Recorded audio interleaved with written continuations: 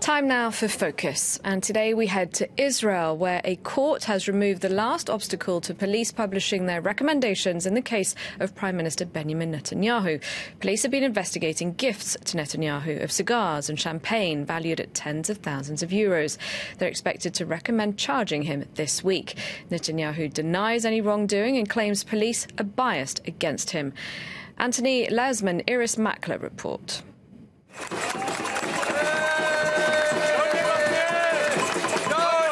Every Saturday night for the past year, hundreds of Israelis have gathered here in Petach Tikva, near the home of Israel's Attorney General.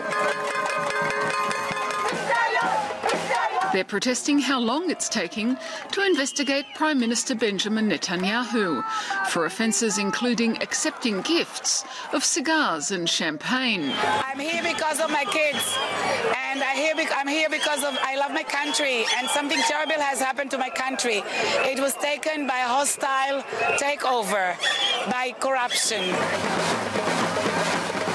The organiser of this protest is Meni Naftali, who was part of the Prime Minister's household staff. He fell out with Netanyahu and his wife when they didn't renew his contract. Obviously, I saw cigars and champagne. I poured the champagne myself and bought things and took in the presents they received. In Jerusalem, if you want to buy your own cigars, they're not difficult to find. There are 3 cigar shops within 10 minutes of the Prime Minister's residence, including this one, the oldest in the city. But cigars here are very expensive. Yeah, the tax is very high. We have 92% tax and 70% VAT.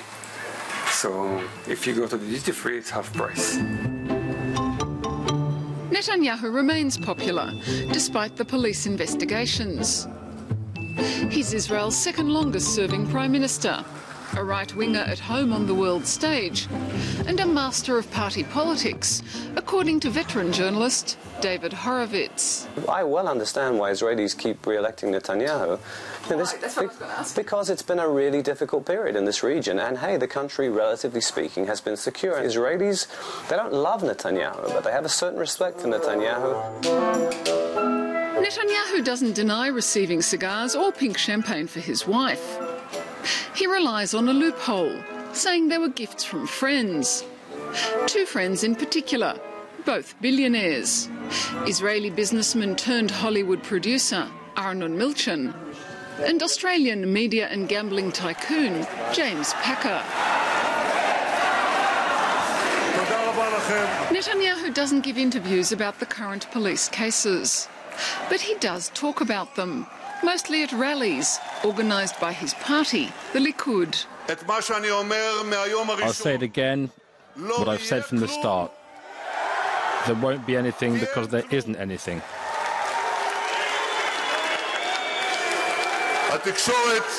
The media and the left wing that serves it invent an endless number of these cases, so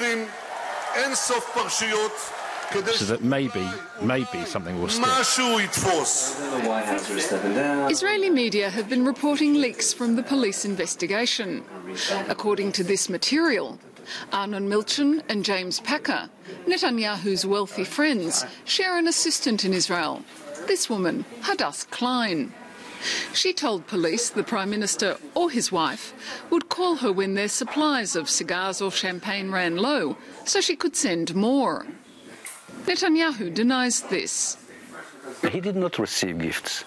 He demanded these gifts. So once you demand it, it is not a gift.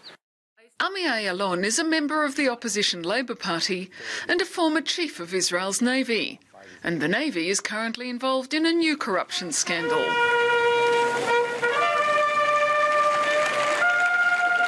Prime Minister Netanyahu takes delivery of a new submarine from Germany.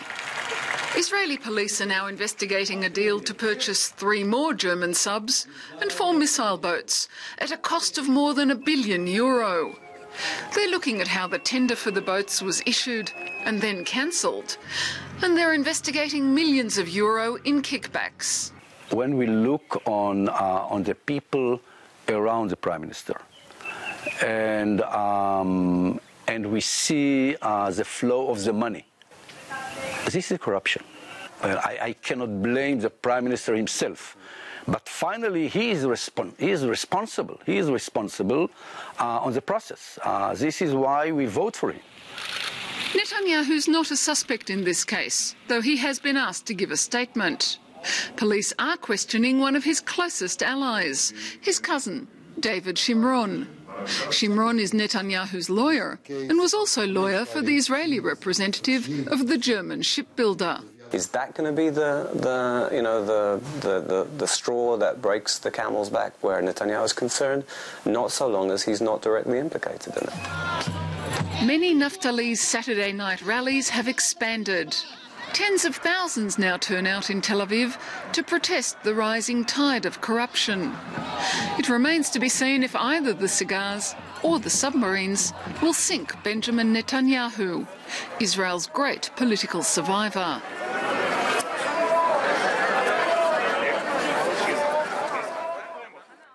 For more on this, I'm now joined by Lisa Goldman. She works for 972 Mag as contributing editor. Hello, thank you very much indeed for your time. Now, as we saw in that report, the rallies on Saturdays are being organised by someone who used to work with, or for rather, Benjamin Netanyahu. But is he backed by a political party? Does he have any political allies?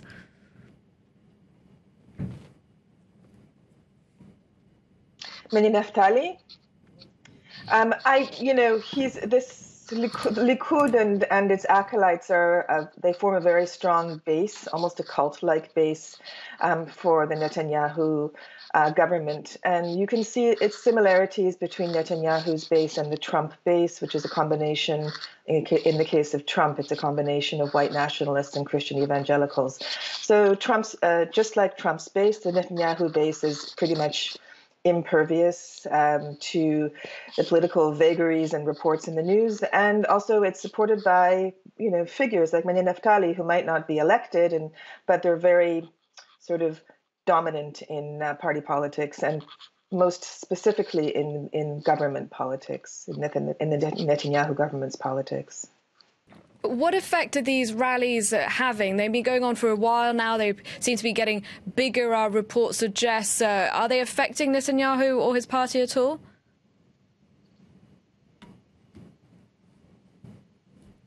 No, and I don't think they will. For comparison and some recent historical context, we can look at the summer of 2011, when there were sustained demonstrations against government corruption throughout Israel, starting in July, going up to October. For weeks, the city of Tel Aviv, the major boulevard of Rothschild Boulevard, and all over the country, there were massive anti-corruption demonstrations. And every single night, there was a huge rally in Tel Aviv's main square, Rabin Square. And many people thought that the sustained and vehement nature of these demonstrations, about which books have been written, by the way, would lead to the downfall of the Netanyahu government. But that simply didn't happen. There was never a threat to the Netanyahu government. One thing that viewers should always bear in mind when analyzing the sustainability of and the stability of the Netanyahu government is that while Israelis may frequently complain about government corruption, and indeed there has been government corruption before Netanyahu, many cases. In general, the issue that brings Israelis together and really leads to the rise or fall of governments is the issue of security. Netanyahu has positioned himself very well as the man who who protects the country's physical security. Syria is very unstable, as we know. Last week, an Iranian drone flew into Israeli-controlled territory, and an Israeli fighter jet was shot down by forces in Syria. This has caused a huge amount of a feeling of vulnerability in Israel. And Netanyahu also not only is the man who says, I can keep things quiet and I can keep things stable, but he's also the man who has established himself or positioned himself as a sort of a bulwark between the extreme right, the radical right, and the left. So there's really, in the Israeli political spectrum, if you look across the political spectrum right now, he doesn't have any realistic opposition. There's no one to replace him. So you agree then with David Horowitz, who in our report puts Netanyahu's popularity down then to stability, thank you, to stability and security. But what if police were to recommend charges against him? Do you think that would make a difference?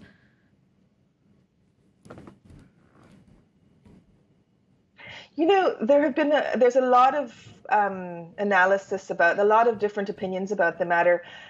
This is not the first time that Netanyahu has been investigated by the police. I don't have a crystal ball, so I cannot say if a police recommendation to indict would lead to an actual indictment. There is some recent history to show that prime ministers are not invulnerable to police recommendations. The prime minister who preceded Netanyahu, Ehud Olmert, was indeed forced out of office as a result of a police corruption probe. But it's difficult to say with Netanyahu. He's an extremely slippery character. He has managed to avoid quite a few major scandals. He hasn't suffered the first time that he's, for example, been exposed in the media for corruption. There was a story a couple of years ago about him spending something like 10,000 shekels, or about $3,000 a month, on pistachio ice cream, for example. There's people let off steam. They complain in the media about government corruption. But as I said earlier, in the end, the main issue that concerns Israelis is security. And that also happened in the 2015 election, when Netanyahu's Likud party was projected by all the polls going up to the very last couple of days before the election to lose. The polls all were very consistent, showing that the Netanyahu government was going to lose to the Labour Party opposition, which is now called the Zionist Union. But that didn't happen. Okay. And that was because at the very last minute, Netanyahu produced and disseminated a really short clip on Facebook saying that security was the issue and the Arabs were going to get us, and he was the only one who could save the country. And he pulled a victory out of his hat at the very last minute. All right, Lisa Goldman, thank you very much indeed for your time and your analysis.